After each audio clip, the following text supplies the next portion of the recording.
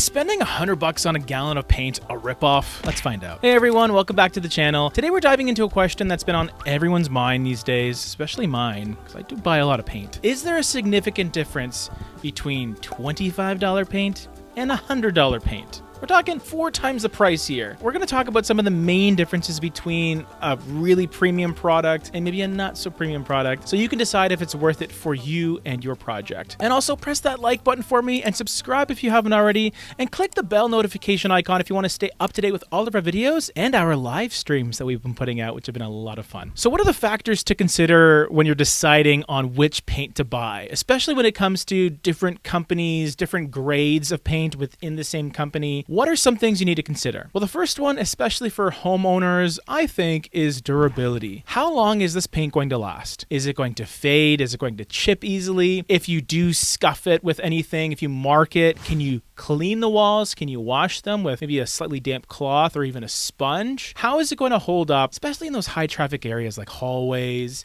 maybe your kitchen where you're moving around a lot? The next one, which I think is important for the painter, is coverage. How much area can you cover with a gallon of paint? How many square feet will it cover? And also, how good is it at hiding? Does it have any self-priming qualities that may eliminate the need for a third coat or even a fourth coat in some cases? Does it have consistent 2-coat coverage, which I think is the best you can ask for when it comes to paint? The whole 1-coat coverage thing, I'm never convinced that it ever is possible unless you're refreshing with the exact same color or the same finish. Then you can probably get away with it. But anytime you're changing, at least 2 coats. If it's a really dark, bright color, or if you're going over a really dark, bright color, you probably need at least a primer coat or maybe a 3rd coat if you want to stick with that. And with those higher quality products, you do get that improved coverage, which can sometimes save you a coat, but sometimes not, but it might just give you a better experience overall anyway. Then of course, another one which people don't necessarily think about is finish. So not only are we considering what finishes the paint comes in, like does it have your matte, your eggshell, pearl satin, semi-gloss, even high gloss finishes? Is there a variety of sheen levels within the product? That's always something good to consider. But then also just the overall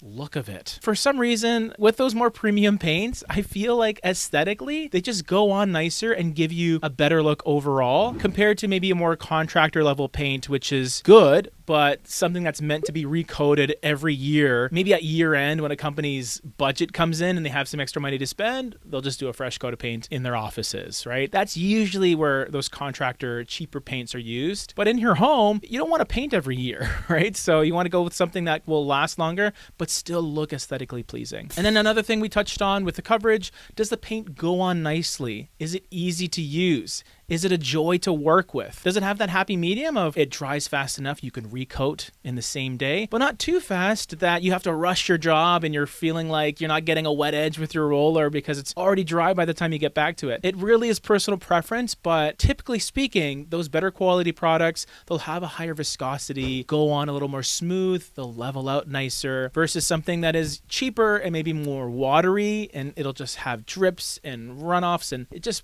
won't look good. And the last thing, color retention. This especially is important for those darker, more rich, saturated colors. Does the color rub off? Do the solids in the paint actually come off when you clean it, which can give you an inconsistent finish, or is it locked in? Does it have some sort of color lock technology? Like I know Benjamin Moore advertises theirs with Aura. Will the color stay on the wall rather than off the wall? When I was testing different products, whenever I test different products, I focus on the paint itself, but there are other factors to consider when choosing a paint. One is brand reputation. Some brands just have a better reputation for quality and performance. There's a reason that a lot of people will gravitate towards certain paint companies rather than others. And then also, of course, you have personal preference. So maybe you aren't a huge fan of the big brand that everyone loves. Maybe you like a smaller company's paint that offers you a better value in terms of performance to price. I mean, it all depends on what you're looking for. Ultimately, the best paint is the one that you like the most. So if you're out there, you're trying different products, I think that's always a good place to be. I'm going to show you a quick comparison right now. Let's go upstairs. Are you needing some extra color advice? We can help you out in several different ways. In addition to my custom palette pyramids, we also now offer full-on color consultations with Maria, our full-time interior designer. Whether you're just looking for the palette from me or something a little more detailed with Maria, check the links in the description down below. Okay, so I'm in my bathroom right now. I painted it this beautiful rich green, and I used a Behr paint product. I like Behr's products. This is actually a product I really enjoyed using. The coverage was great considering how dark the color was. It's called Scuff Defense, and it's designed to defend against scuffs. Gives you extra durability, even though this is a very nice low sheen matte finish. But even with a good product like this that you enjoy, I don't know if you can see it here, but the green rubs off. And that is one of the things that maybe you don't consider when it comes to paint.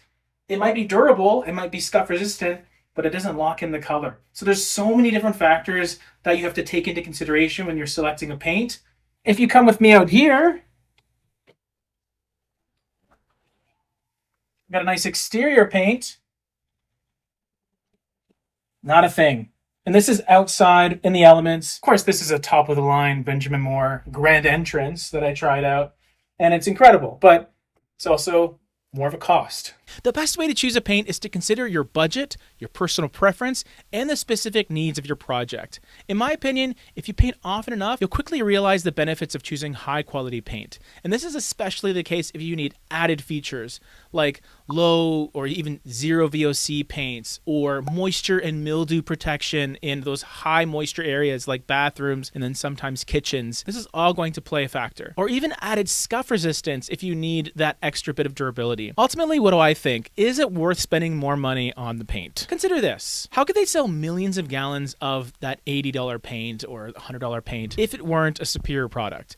If it weren't worth it, no one would buy it. For me, the superior coverage, the smooth application, and the long-lasting durability for the client make it an obvious choice. I'm never going to go back to cheap paint personally. I've used it in my home too, just for my own knowledge. And I just think that investing that little bit more on the front end is worth it. Inexpensive paints often streak, they make it difficult to achieve a clean finish, and they don't really conceal imperfections as well as higher quality options because the flat finishes probably won't be nearly as durable as a more premium product. And since they go on thinner, you might need those extra coats, which is a nightmare. If you are looking for an affordable paint, find one that's good value, not one that's cheap. All right. Hope this helped. See you on the next one.